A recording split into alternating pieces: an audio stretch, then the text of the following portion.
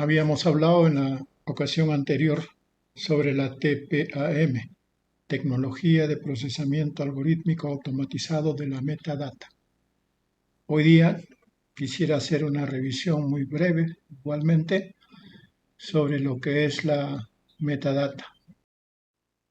Metadata no es otra cosa que el Big Data en inglés y hace alusión al almacenamiento de información masivo que se da a nivel digital a través de la Internet principalmente. Pero no solamente se refiere al almacenamiento, sino al uso sistemático y algorítmico de esa información para distintos propósitos en todos los ámbitos de la vida humana, desde los académicos hasta los militares. Pero si solo nos quedamos en definir académicamente un concepto, no nos ayuda a entender el proceso en que estamos viviendo, porque se trata de que esta tecnología ha sido inventada y es monopolizada por la élite mundial que gobierna el mundo en estos momentos. Una élite mundial tecnocrática que pretende el dominio y esclavización de todo el mundo a través de los sistemas de TPAM. Desde hace muchos años se ha venido advirtiendo de que si no deteníamos los planes de la tecnocracia globalista, llegaría un momento en que nuestra libertad y nuestros derechos humanos serían totalmente aplastados, porque una vez que lograsen el dominio del mundo con esta tecnología, las posibilidades de resistencia y liberación se reducen drásticamente. Y como hemos llegado a este punto en la evolución y desarrollo del colonialismo, todo tiene su principio en la invasión que se ejecutó contra el territorio tahuantinsuyo. En aquel entonces, nuestros abuelos no colectaban ni almacenaban información personal privada de los individuos y tampoco hacían requerimientos de identificación. Las personas en las comunidades todos se conocían, podían llevar los apellidos, prolongarlos generación tras generación, sin necesidad que haya un documento de identidad nacional, una libreta electoral, DNI, como quiera que se llame. El colonialismo instauró la identificación y el almacenamiento de datos con fines de explotación de nuestros abuelos sometidos a la invasión colonial. La reflexión que hay que hacer en este punto es de que un documento de identidad nacional para lo único que sirve es para que un Estado tome posesión y propiedad de los individuos. El Estado republicano peruano no hizo más que profundizar ese concepto y paulatinamente se lanzó a colectar información de los individuos cada vez más y más, con los mismos fines y propósitos. No nos hemos puesto a pensar si es absolutamente necesario este proceso de identificación nacional que nos convierte en propiedad del Estado que nos requirió tal identificación. Algunas personas seguramente van a sonreír burlonamente. Les sugiero averiguar y profundizar sobre este tema, las implicancias que significa ser registrado por un Estado y ser portador de un documento de identificación emitido por dicho Estado. Por ahora no vamos a examinar las inconveniencias o conveniencias de este sistema de registración y acumulación de data. Quiero tomar este como punto de partida para entender lo que significa la evolución del proceso de acumulación de información personal o, en este tiempo, recolección de data. un artículo de la Universidad Complutense de Madrid sobre la ciencia de la data science o ciencia de datos. Es una disciplina científica centrada en el análisis de grandes fuentes de datos para extraer información, comprender la realidad y descubrir patrones con los que tomar decisiones. Para conseguir convertir esta información no estructurada o estructurada en contenido de valor, el data science combina herramientas de la matemática, estadística y o informática para que con todo ello pueda llegar a cumplir su objetivo, la optimización de la toma de decisiones. La pregunta más relevante sería la toma de decisiones de quién, del individuo del cual se ha acumulado la información o data o del individuo que está tomando el control para estructurar esa data y tomar sus decisiones como controlador. La acumulación masiva de la data es lo que se conoce como metadata. Ahora, en el siguiente extracto de su video, Nicolás Martínez Laje nos explica las implicancias del control corporativo de la metadata. Bienvenidos a Terapia Liberal. En esta ocasión vamos a hablar del uso del Big Data y el fin de la privacidad. Vista la importancia de la intervención pública para mejorar la calidad de vida de los segmentos de población en situación precaria, el Big Data puede utilizarse como una potente herramienta para mejorar el diseño y la aplicación de medidas de apoyo, es decir, para mejorar lo que hacen los gobiernos y cómo lo hacen. El Big Data tiene el potencial de modernizar la prestación de servicios públicos, aumentar el uso eficiente del dinero de los contribuyentes a todos los niveles gubernamentales y reforzar la seguridad nacional. ¿Pero de dónde procede esta cantidad masiva de datos? Mensajes a través de correo electrónico, WhatsApp, Facebook, Twitter, también de fotos y vídeos que creamos y subimos a plataformas como YouTube o Facebook, y datos de todos los sensores que nos rodean. Por ejemplo, los smartphones cuentan, entre otros, con GPS que informa sobre nuestra ubicación, con un acelerómetro que indica lo rápido que nos movemos, un barómetro que nos informa sobre el clima o un sensor táctil en la pantalla que recoge datos sobre la fuerza que utilizamos al presionar sobre ella. Pero no solo los smartphones son inteligentes, hay que añadir también los televisores, los relojes, los contadores del agua y electricidad, las calderas, las neveras, las raquetas de tenis o incluso las bombillas. Como dato, en 2020 habrá más de 50.000 millones de aparatos conectados a Internet. Por este motivo es probable que las colaboraciones entre el sector público y el privado se generalicen más. Y en esta frase, que las colaboraciones entre el sector público y el sector privado se van a generalizar, subrayo y resalto el rol de las Big Tech. Por supuesto que existe, es uno de los corolarios, uno de los puntos más importantes de la propiedad privada, el derecho de admisión, pero queda en un gran signo de interrogación cuál es el rol y la participación de estas Big Tech respecto a su independencia del poder público.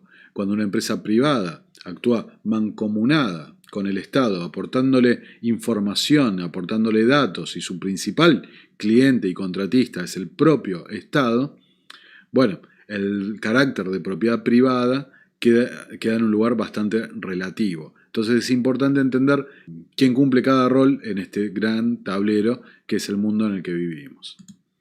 Bueno, antes de pasar a cada uno de estos puntos de la Agenda 2030 donde se interrelaciona con el Big Data, vamos a concluir esta parte con el papel de la ONU, que dice este mismo paper, como pueden ver ahí arriba la dirección oficial de las propias Naciones Unidas. Dice, el papel de la ONU. Una de las funciones fundamentales de la ONU y otras organizaciones internacionales o regionales es establecer principios y estándares comunes que guíen las acciones colectivas acerca del uso seguro de los macrodatos. Eso, detrás de una frase completamente racional, para mí se esconde el intento de una entidad supranacional que planifique las políticas de los estados. Recordemos, subrayemos y resaltemos, gente que no ha sido elegida democráticamente por ninguno de nosotros. Están marcando políticas que después son de cumplimiento por los estados parte, de cumplimiento vinculante obligatorio. Si eso no es un gobierno, una aproximación a un gobierno mundial, dígame qué demonios es. El Grupo Asesor de Expertos Independientes sobre la Revolución de los Datos para el Desarrollo Sostenible ha formulado recomendaciones específicas sobre cómo enfrentar a estos desafíos. Y dice, punto 1, corregir la falta de datos a través del fomento y la promoción de la innovación, es decir, meterte un smartphone hasta en la sopa.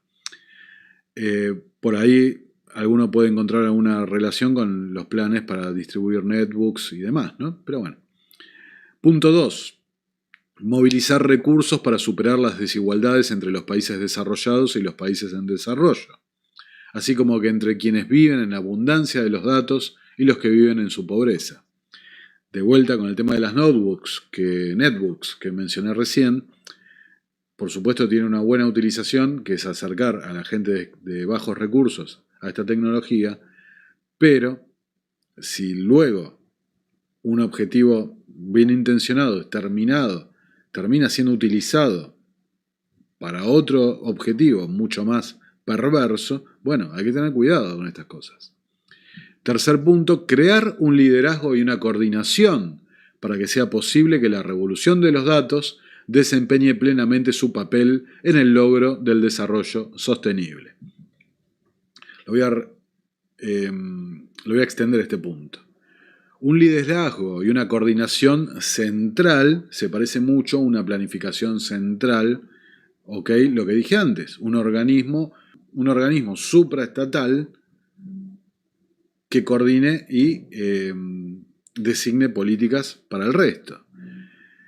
Por otro lado, el Grupo de las Naciones Unidas para el Desarrollo ha ofrecido orientaciones generales sobre la privacidad, la protección y la ética en el uso de los macrodatos, que son recogidos en tiempo real por entidades del sector privado como parte de sus ofertas comerciales. Estos macrodatos son compartidos con los miembros del GENUD con el objetivo de fortalecer la aplicación de sus programas diseñados para cumplir la Agenda 2030. Esto, para los que vieron la entrevista, el video, la masterclass de Diego Giacomini, suena muy parecido a la prebenda, a la complicidad del propio Estado con las élites financieras para la creación de dinero. Te permito hacer tu negocio, no te lo restrinjo, te doy vía libre para la recolección de datos privados, a cambio de que esos datos privados sean suministrados al Estado o al organismo que corresponda en tiempo real. Vale la aclaración que esto fue lo que denunció Edward Snowden hace muchísimos años ya, hace casi una década. La complicidad entre las Big Tech y los gobiernos, la CIA y el espionaje masivo a lo que era sometida la población. Bueno, y por último, colaboraciones entre el sector público y privado. El Pulso Mundial ha estado trabajando con el sector privado en una idea llamada filantropía de los datos. Ven, de vuelta, detrás de ese eslogan buenista, filantropía de los datos, se esconde la concesión y vía libre a estos grupos para recolectar esta información, a través de los cuales sus datos pueden ser utilizados de forma segura y responsable para la causa del desarrollo sostenible y la acción humanitaria. Por ejemplo, en 2016, el Pulso Mundial estableció una colaboración con la red social Twitter. Analyzing public social media content can help policymakers understand in real time what issues people care about. This map shows how much people around the world discuss climate change on Twitter in 2014.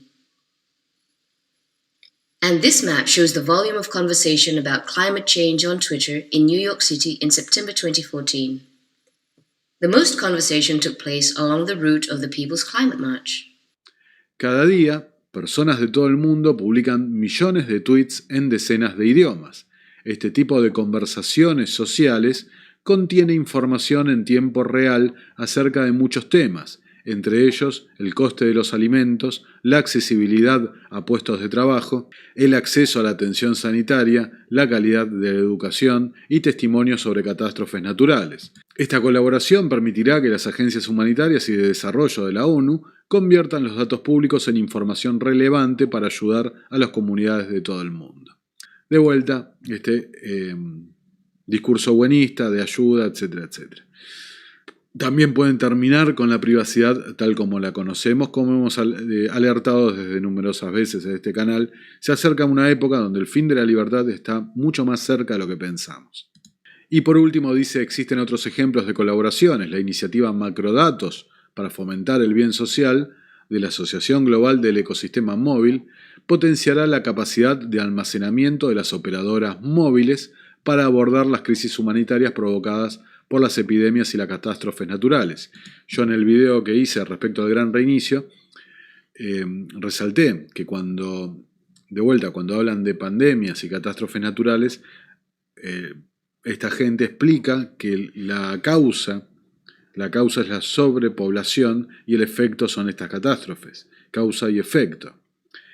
Entonces, acá vemos esta colaboración. El Estado, a través de los impuestos, le va a potenciar la capacidad de almacenamiento de las operadoras móviles, como dice ahí, para que las operadoras móviles puedan juntar aún más datos para comercializarlos, lucrar con eso, y de paso proporcionarle aún más información a los estados para que puedan planificar la sociedad de un modo científico, entre comillas. El nuevo proyecto de colaboración de datos es una nueva forma de colaboración que va más allá del modelo colaborativo público y privado, ya que los participantes de diferentes sectores, en especial las empresas, intercambian sus datos para crear valor público. Esta frase, repito, dice lo que les acabo de decir. Ponemos a disposición los recursos ilimitados y el poder del Estado para crear legislaciones amigas para que puedan juntar la mayor cantidad de datos para que después el propio Estado o estas entidades supranacionales puedan recolectar toda la información y puedan planificar la sociedad que les parece. Esto me suena muchísimo a la iniciativa del Gran Reinicio, del capitalismo inclusivo, etcétera, etcétera, que ya hemos tocado en el video del Gran Reinicio que les dejo la ficha a continuación. Para monitorear su actividad. No solo en medicina, el almacenamiento de datos puede ser útil en otros ámbitos. Amazon registró una patente para el envío anticipado de paquetes. Analizando los datos de sus clientes, quieren predecir cuál será su próxima compra. El producto estará preparado para su envío antes de que el cliente lo haya pedido. Today, a global data revolution is unfolding all over the world. As people communicate through mobile devices and on social media, or buy and sell goods on the internet, they produce vast amounts of digital data. Once aggregated and anonymized to protect the privacy of individuals and groups, these new sources of data can be harnessed for public good. UN Global Pulse is an initiative of the United Nations Secretary-General. It supports member states and the UN system in using this digital data in order to enable more inclusive and responsive programs and policies. Los 17 Objetivos de Desarrollo Sostenible de la Agenda 2030 y los relaciona con la carga esta de Big Data, de metadatos. Tengo el total y absoluto convencimiento de que esta agenda que se viene acelerando desde la década del 70, desde el Foro de Davos y otros actores, como el Club de Roma, las Naciones Unidas, y en definitiva toda esta élite socialista neomalthusiana, toda esta agenda que se está impulsando obedece a lo siguiente.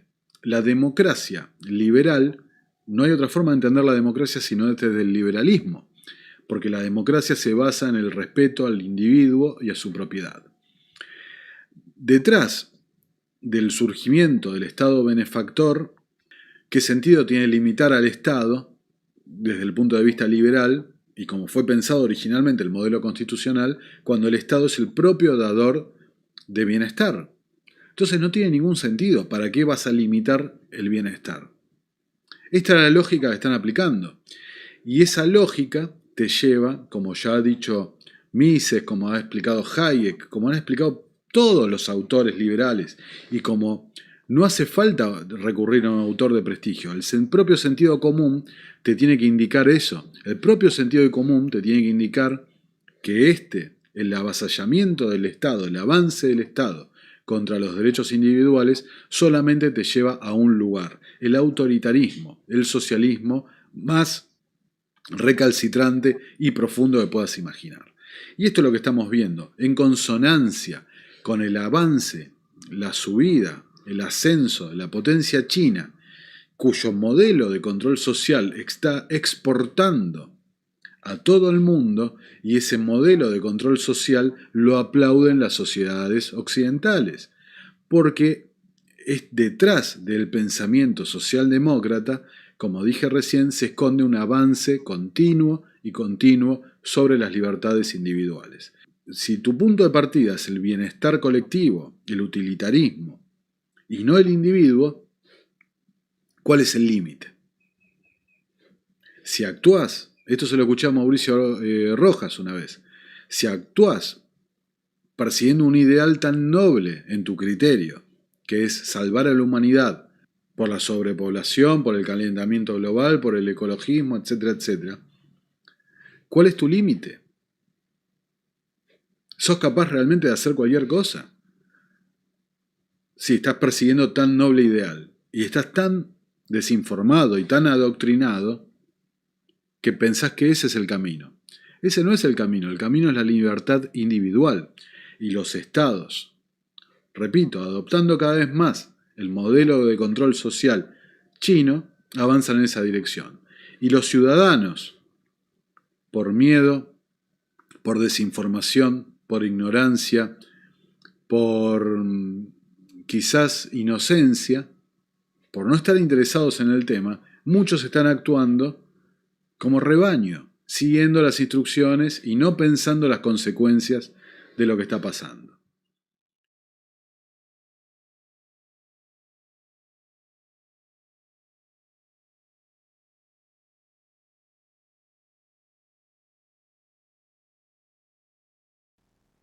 El siglo pasado, cuando se trataba de dar nuestros datos personales, era en circunstancias requeridas para obtener un trabajo, para continuar realizando estudios o alguna gestión que requería nuestra identificación.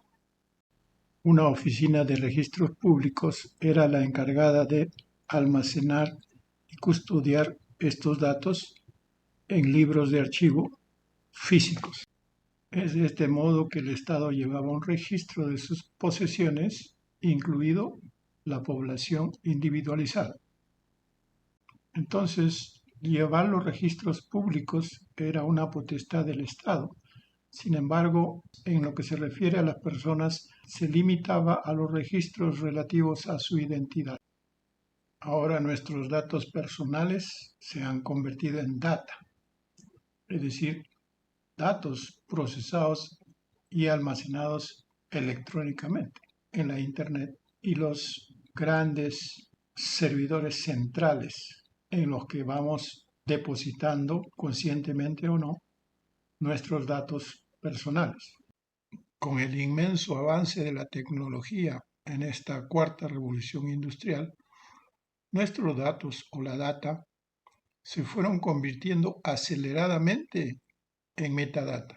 Todo empezó con la masiva e inocente necesidad de tener un correo electrónico gratuito o participar de una plataforma de redes sociales gratuita, y todo tipo de servicios electrónicos basados en Internet que se ofrecieron y se ofrecen gratuitamente para el que quiera usarlo. Cuando uno llenaba un perfil para efectos de poder usar estas plataformas, pensaba de que la información básica que estaba proveyendo solo era un brindar datos personales como en cualquier otra circunstancia conocida. Pero no fue así. A través de este mecanismo aparentemente sencillo e inocente, penetraron en nuestra individualidad, en nuestro mundo, en nuestra privacidad, y empezaron a recolectar información acerca de nosotros que abarca absolutamente toda nuestra actividad cotidiana, nuestro historial, en toda nuestra existencia. Algunas personas vieron en este proceso que algo andaba mal y empezaron a profundizar en sus implicancias y descubrieron el inmenso plan de control poblacional que está en curso. Sin embargo, la gran mayoría nunca quiso ni siquiera ponerse a indagar ni a reflexionar sobre el problema con un argumento bastante tonto e inocente. Se decía básicamente, yo no tengo nada que esconder, como si el problema de la privacidad se tratara de un problema de tener alguna actividad ilícita que esconder. Ahora ya saben que no era así, pero en muchos aspectos ya es bastante tarde. Somos el contenido mismo de la metadata, esa inmensa y masiva capacidad algorítmica de procesar los datos de las personas, de su forma de vida, de su forma de pensar, de sus emociones, de sus sentimientos, de sus reacciones, de sus condiciones de salud física y emocional, de todas sus interacciones con las personas que lo rodean y los animales y las cosas, y de sus actividades cotidianas completamente espiadas. Una violación de los derechos sagrados individuales en toda regla. Pero tanta agua ha corrido por el río ya que muchos están acostumbrados a ser observados permanentemente. Están acostumbrados a vivir en una casa de cristal donde son espiados incluso en su intimidad. Así están las cosas. La metadata recolecta toda la información de la población mundial, pero no solamente de la población, de los recursos naturales, de los fenómenos atmosféricos, de los fenómenos naturales en general y de todo lo que está ocurriendo e incluso lo que está por ocurrir en tiempo real. Ya estamos prácticamente en los inicios de la sociedad globalista que va a esclavizar completamente a la humanidad. En esa dirección es que se usa la metadata. Para eso se concibió desde sus inicios y para eso se está usando aceleradamente con el beneplácito de la gran mayoría que parece no darse cuenta de que va directo a la esclavitud o al matadero. ¿Que esta metadata podría usarse para beneficio de la humanidad? Por supuesto. Sin embargo, quienes están controlando la información y manejando cómo direccionarla solo nos muestran aspectos positivos en los que se puede usar la metadata, tanto en la medicina, la ingeniería y otras actividades humanas, propagandizando una finalidad benefactora, altruista, que jamás han tenido con la humanidad. Sin embargo, gracias a la propaganda sofisticada y millonaria, están convirtiendo la metadata y la supuesta inteligencia artificial en la nueva religión del mundo. Por eso dicen que la data es el nuevo petróleo, porque es un asalto y saqueo masivo a la información de los seres humanos y el inventario de los recursos de la madre naturaleza. Entonces, retomando lo afirmado al principio, los tahuantinsuyanos no necesitamos sistemas de control para concebir nuestra vida en armonía y equilibrio. Las comunidades o ayllus desde siempre se han sabido identificar directamente sin necesidad de ningún archivo, sin necesidad de ninguna confirmación, porque era personalmente y en convivencia cotidiana con los demás miembros de su comunidad. Esa era la base sobre la cual se fue tejiendo las diferentes naciones en el Tahuantinsuyo. No se necesita una violación masiva de los derechos individuales de las personas para construir una sociedad mejor, para construir relaciones humanas que permitan el progreso equilibrado del conjunto de la sociedad. Eso lo probó el Tahuantinsuyo. Eso lo sabían nuestros abuelos.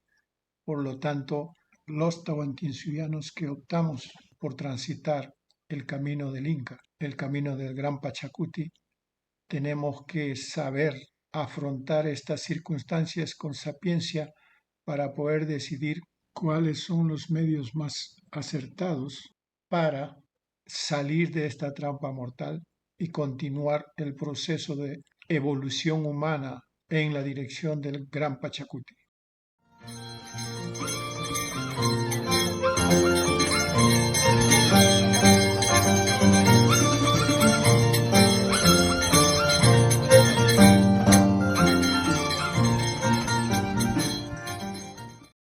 Los estertores del quinto sol, Luz y Guillermo Marín. Con un mínimo de inteligencia y sentido común, es muy claro darse cuenta que estamos viviendo los últimos tiempos del mundo moderno, que inició en 1493 con la invasión y colonización del continente Abianahuac y después continuó con casi todo el planeta por parte de los banqueros de Venecia y las jerarquías del Vaticano, primero los reinos de Castilla, Portugal y después siguieron otros. Pero la invención y creación de Estados Unidos por los banqueros de Europa en 1776 decantó el sistema mundo en el que los megabancos controlan a las megaempresas y las megaempresas controlan las economías locales y éstas a los gobiernos. La esquizofrénica y lujuriosa obsesión de hacer dinero a toda costa de lo que sea, es decir, de los seres humanos y la madre querida, nos ha llevado al profetizado fin del quinto sol, según nuestros viejos abuelos toltecas. En efecto, en el mundo moderno, todo está en función de hacer dinero. El 1% de los habitantes del planeta poseen casi toda la riqueza, y a pesar de esta insensatez, los ricos quieren hacer más y más dinero como una enfermedad. Si usted lo piensa, amable lector, el ser humano ha perdido no solo la cordura y la congruencia existencial, sino fundamentalmente la dignidad existencial. La esencia de la vida y del estar vivo se ha perdido, y con ellas la misma sacralidad de la vida en general y de la vida en particular de cada uno. El mundo entero está lleno de aberraciones, insensatez e injusticias, y todos lo aceptan resignadamente, y nadie quiere saber y nadie dice nada. Vivimos solo para ser más ricos a unos cuantos, y esos cuantos para ser más ricos a otros cuantos más reducidos, y así hasta llegar a los dueños de un puñado de megabancos. El ser humano moderno vive para trabajar y comprar. Le han castrado la capacidad de autodeterminarse y le han enseñado solo a emplearse. Su razón de vivir es comprar y tener dinero. Para ello se emplea. Es tan absurdo e inhumano este sistema que no entendemos que para crear riqueza se requiere la explotación de la naturaleza, la cual ya está en el límite extremo, tanto por la depredación como por la contaminación, así como la explotación de los seres humanos que, para aceptar dócilmente su explotación, los dueños del dinero han logrado suprimirles la conciencia y la dignidad. Metafóricamente le han extraído el cerebro, el corazón y el alma. Así es, el ser humano moderno no tiene corazón, por lo cual no puede amar y sentir compasión, empatía, solidaridad ni fraternidad, y al no tener cerebro no puede pensar y razonar para vivir en equilibrio y con dignidad. No tiene capacidad para recordar, analizar y decidir. Vive en la inmediatez, en el mundo sintético que le han creado los megaconsorcios supranacionales. Los seres humanos modernos han perdido su alma para venderse barato al dios del becerro de oro, cediendo su conciencia, desear dinero para tener y ser a través de comprar y tener. Los ha convertido en seres desalmados, capaces de atentar contra su propia vida, su familia, su comunidad, la tierra que habitan y todas las formas de vida que la tierra sostiene. El sistema mundo en el que vivimos está diseñado justamente para lo que estamos viviendo, el culto al becerro de oro a través del dinero. Esencialmente logra que todas las actividades estructuralmente sean corruptas, porque su fin es el dinero. La economía, la política, la información, las religiones y la educación son instrumentos corruptos del sistema. La corrupción en el sistema No son anomalías o excepciones, es la esencia y la regla. El lucro, el atesoramiento, el enriquecimiento, el despojo, la injusticia, la exclusión y la enajenación de los seres humanos son los elementos constitutivos del sistema mundo en el que vivimos. El ser humano moderno vive en un sistema corrupto e hipócrita. Se fingen valores y principios, pero la realidad es que son símbolos falsos. Los bancos solo pretenden estimular las economías, pero en realidad buscan exprimirlas. Las empresas no pretenden ofrecer productos o servicios para el bienestar humano y el de sus trabajadores. Quieren ganancias extraordinarias a cualquier precio. Las empresas dedicadas a la alimentación y la salud no buscan el bienestar de los pueblos, sino enriquecerse engañando y dañando hasta llegar al límite de asesinar a generaciones enteras. Son capaces de producir productos inútiles, dañinos física y mentalmente para hacer dinero sin ninguna ética. Pueden producir enfermedades o inventarlas para amasar grandes fortunas sin ningún problema moral. El sistema mundo en casi todos los países, para lograr mantener a los seres humanos en calidad de zombies y llevarlos al límite de la explotación, han tejido una telaraña de mentiras, mitos y fantasías hasta lograr que pierdan el sentido común, el sentido de la vida y sus valores. La educación escolarizada, la alienación por los medios electrónicos han logrado que los seres humanos vean como normales las grandes aberraciones que produce la ambición del dinero en un pantano de injusticias y corrupción. Las personas creen que el sistema político es el único medio posible para resolver los problemas estructurales que el propio sistema ha creado, para tener todo el poder y el control absoluto. No entienden que los tres poderes de la democracia de los banqueros, el ejecutivo, el legislativo y el judicial, están cimentados en un principio de corrupción. El dinero es el medio con el cual las personas que laboran en los tres poderes son compradas por las propias fuerzas del sistema. El sistema se alimenta de sí mismo. Las personas son absorbidas por un sistema diseñado para que sean corruptos. Los pueblos no saben que no saben, no perciben que están engañados y utilizados. El sistema también les ha deglutido al convertirlos en zombies sumisos y cooperantes, seres desalmados. Este es el fin de esta humanidad porque ya no produce energía espiritual, solo energía oscura a través de la ambición, el odio, la frustración y el estrés. Los seres humanos casi se han extinguido y en consecuencia el nuevo ciclo debe comenzar a partir de la destrucción del quinto sol. Esto es cíclico. Esto ha sucedido y seguirá sucediendo como los ciclos de las estaciones anuales. Nada es para siempre, todo es cíclico y todo se mueve entre energías opuestas y complementarias, el día y la noche. Educayol, educar para el futuro con la sabiduría del pasado.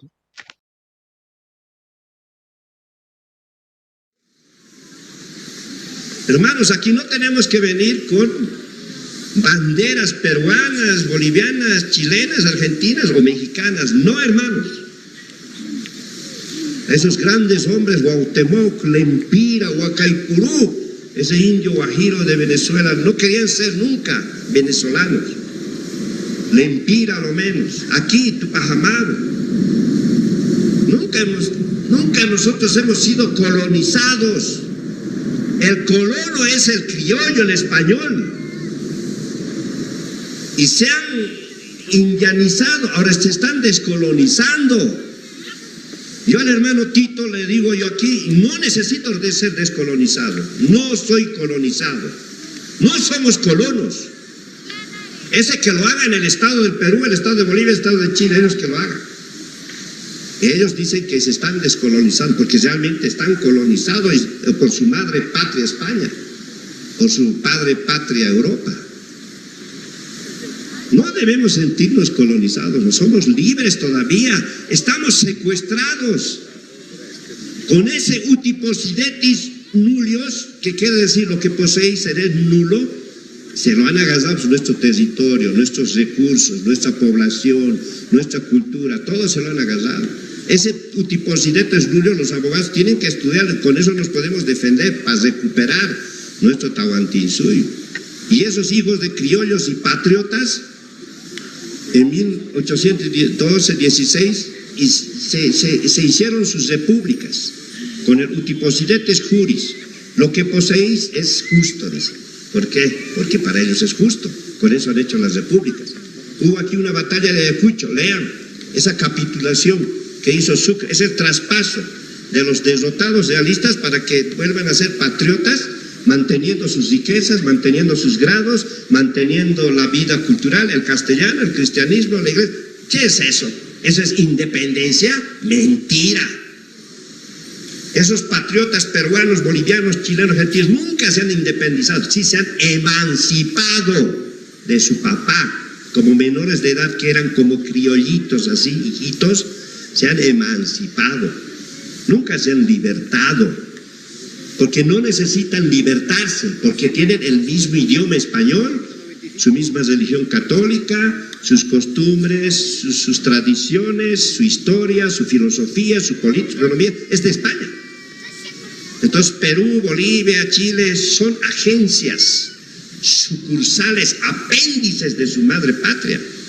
América solamente es el patio trasero de Europa. Estados Unidos es pues el apéndice de los ingleses de Gran Bretaña, o sea, de Inglaterra. Brasil es el apéndice, el patio trasero de Portugal. Y todos estos países latinoamericanos son traseros, patios de España. ¿Y qué independencia? El Abya-Yala está pues habitada por naciones indias, por esos pueblos. Y no tenemos al hermano debe ser náhuatl, el hermano me saludó, debe ser maya o náhuatl, o el hermano que vino de Chile, o el hermano que vino de Perú. Usar estos nombres convencionalmente. Deben saber que sus abuelos han luchado por una independencia. Hasta el Emiliano Zapata ha hecho su estado. Benito Juárez, un indio, el primer indio liberal, solamente fortaleció la estructura política de México. U otros, como el hermano Evo, es mi hermano. Cuando yo he sido diputado, sí, hablamos, él ha aprendido lo que yo me vestía, tal. Y yo le decía, oye, Choquehuanca, ¿por qué eres así? Es que tenemos que reconstituir el Tahuantinsuyo. Ahora entró. ¿Qué más es? Son servidores, son funcionales al Estado establecido, no hay nada de cambio. Ni con Ollanta, que es hijo de Aymara también, su padre, yo sé cómo es su padre, es más radical que él. Nada han hecho, siguen, van a pasar a la historia como un presidente más, como Benito Juárez, el mejor de los presidentes. ¿Pero para qué? Para la oligarquía, para el criollaje mexicano, peruano, boliviano. Así nomás van a pasar. Y van a seguir ellos como Kuczynski, de origen extranjero, o Keiko Fujimori, de origen japonés. ¿Y qué? ¿Dónde estamos los del Tahuantinsuyo? Tenemos derecho, hermanos.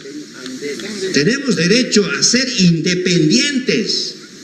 Tenemos derecho a gobernarnos nosotros mismos. Como alguien decía, está viniendo el Incari. Sobre conflictos de nuestros ancestros. Crónicas y apuntes escritos por curas. Mensajeros exigiendo el resurgimiento de un dios para la inauguración del 9º Pachacuti, Tahuantinsuyo a partir de 1438 a cargo de los Japac Incas, pérdida de poder de los antiguos sacerdotes. ¿A qué divinidad cambiaron? Por Eusebio Manga Quispe. Cita. Texto de cambio de dioses en el mundo andino. Diré de una señora natural que dijo en mi presencia, Ciesa, a Fray Domingo de Santo Tomás, preguntándole cosas de los incas, dijo ella, Padre, has de saber que Dios, nativo antiguo, se cansó de sufrir los grandes pecados de los indios de esta tierra y envió a los incas a castigar, imponer una nueva religión, los cuales tampoco duraron mucho, 84 años, y por culpa cansóse Dios también de sufrirlos, y vinisteis vosotros, que tomasteis su tierra, en la cual estáis, y Dios occidental también se cansará de sufriros, y vendrán otros dioses que os midan como me disteis. Esto dijo esta india señora un domingo por la mañana, porque veáis que ellos entienden que Dios castiga los reinos por los pecados. Fray Domingo de Santo Tomás en Cieza, sumario. Los organizadores del Tahuantinsuyo llegaron al poder con un cambio de un dios por otro. Este cambio fue precedido por la llegada de mensajeros que exigían un cambio de dios por otro. Llegado al poder del Inca Cápac Yupanqui, el Pachacútec empezó a cambiar a las autoridades eclesiásticas del mundo andino antiguo. En este cambio de divinidades se destaca un dios denominado Viracocha Pachayachachic. Este cambio de dios surge acompañado del mito de los hermanos Ayer, 4 mujeres y 4 varones, y de un nuevo sistema de producción agrícola que fue la saya y sus 2 brazos, Urin Saya y Hanan Saya. Introducción. Los incas, antes de hacerse cargo de la gobernanza del Tahuantinsuyo, recibieron la visita de mensajeros pidiendo que se permutara un dios por otro dios, asunto que se vislumbra de un modo confuso en distintos autores. Este desconcierto se debe a que las crónicas e informes nunca tuvieron en cuenta las distintas fases históricas de esta cultura panandina que, por nuestra parte, identificamos como historia del mundo andino, que estuvo dividida en espacios-tiempos autónomos o pachacuties y volveres del espacio-tiempo. Como consecuencia del modo que estaba estructurado el espacio-tiempo andino, Manga 2022, tercera versión. Esta disfunción produjo la mezcla de hechos de la fase pre-tahuantinsuyana, pre-incaico, y la fase propiamente del estado político del Tahuantinsuyo, tiempo de los Cápac Ingas, 1438 a 1432. En esta combinación de hechos, las obras realizadas por los Cápac Incas se traslaparon o desaparecieron como producto de esta superposición de hechos, donde también se hizo imperceptible el trocamiento o cambio de dioses sucedidos en cada reinicio de nuevos espacios-tiempos o pachacutis, trabajo que requiere un tratamiento específico. La presencia de los mensajeros para el nacimiento o reinicio del noveno Pachacuti coincide con un gobierno de un Inca confusamente denominado por algunos autores como los Ingas, entre los que hayan Cristóbal de Molina, Juan de Betanzos, Polo de Ondegardo y otros que copian a los anteriores como Acosta, Cobo. Sin embargo, hay autores que afirman que tanto uno como el otro fueron la misma persona. Entre estos hallamos al Quipucamayo Catari en Ángelo 1598-1626, a Inca Garcilaso de la Vega al relatar la defensa del Cusco ante los chancas, en el evento donde las piedras se convierten en guerreros. Atribuye esta defensa al Inca Viracocha, sin mencionar al siguiente gobernante de la lista ortodoxa Cápac Inca Yupanqui, el Pachacútec, pero clarifica que ambos fueron la misma persona, al decir que el Inca Viracocha también tenía por nombre el de Pachacútec Inca Yupanqui, Garcilaso 1609. Esta imprecisión también es clarificada indirectamente por Pedro Cieza de León al decir que el Inca Viracocha fue el primero del sector Hanan, el reciente. Cieza, 1985, capítulo 38. Este dato nos vislumbra que Inca Viracocha, también llamado Inca Pachacútec, fue el fundador del nuevo espacio-tiempo. Hallamos otros apuntes donde se traducen estos cambios de dioses, indirectamente corroborado por la existencia del nombre simbólico de Manco Cápac en distintas áreas y tiempos, unos Manco Cápac criados y educados exclusivamente por mujeres y otros por varones, que son hechos relacionados con estos cambios que requiere otro específico ensayo que trate de los pachacutis. Apuntes que se hallan en Huamán Poma de Ayala, en Yanquis Salcamaigua y en los Quipucamayos de Pajaretambo, en Fernando de Montesinos y otros autores. Huamán Poma de Ayala. Sus opiniones son importantes por su doble descendencia filial, por la línea paterna de una antigua estirpe de los Yarovilca, Ayauca de Huánuco, zona de la cordillera del centro del Perú que formó parte del Chinchaysuyo, área que consideraba en la antigüedad a Chavín como su adoratorio principal. y por la línea materna se presenta como descendiente de los Ingas. Este legado lo ubica en Huamanga, Chancas. Por consiguiente, su aportación resulta interesante debido a su doble estirpe como miembro antiguo del sector Urin, pre-Inca, y como miembro reciente del sector Jana y descendiente de los Incas, que propone a su hijo como representante del mundo andino en un gobierno universal en el sector Urin. En consecuencia, el objeto del presente ensayo no es tratar el sistema de los reinicios o pachacutis, reinicio del espacio-tiempo, de la historia del mundo andino, sino simplemente profundizar en el específico caso de una fase anterior, preincaico, a otra fase representada por el noveno pachacuti como el reinicio de un nuevo espacio-tiempo que da lugar a la fase del Tahuantinsuyo, que se dibuja desde la llegada de los mensajeros que exigen el cambio de un dios por otro.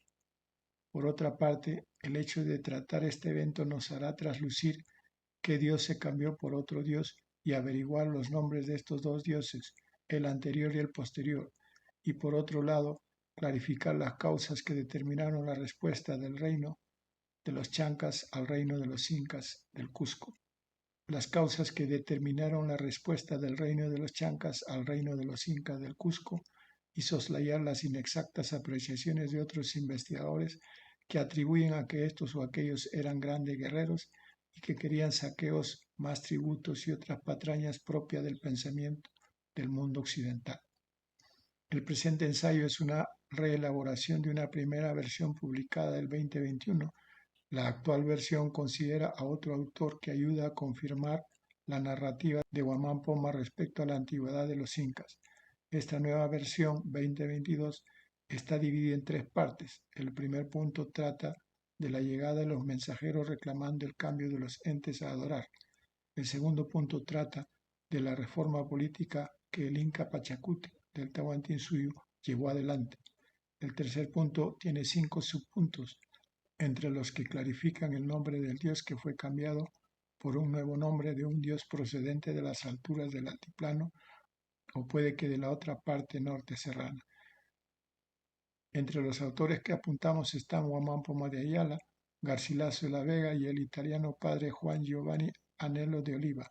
Este ensayo tiene un dibujo esquema donde se visualiza a la etnia de los incas en un periodo anterior a las 4 humanidades que apunta Guamán Poma, y luego esta misma etnia resurge, esta vez para fundar el noveno Pachacuti. Para continuar leyendo el artículo, visitar Jawaj número 63, página 94 hasta la 126.